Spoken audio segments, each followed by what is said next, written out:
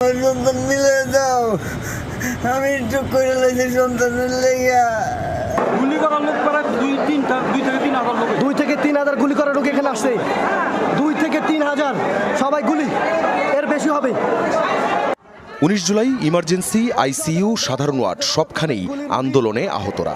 মেঝের পর সিঁড়িতে জায়গা হয় কারো কারো গায়ে গুলি 10টি, কারো 15 থেকে 20টি, অথচ আইসিইউতে আগেই বেড শেষ। একসাথে এত মানুষ, এইটা সামাল দেওয়া একটা চ্যালেঞ্জ ছিল। এই সিচুয়েশনটা আমরা আসলে হাসপাতালে এই ধরনের অভিজ্ঞতা আমাদের নাই যে 2 গ্রুপ মারামারি করছে, আমাদের ডাক্তার নার্সরা ভয় পাচ্ছে।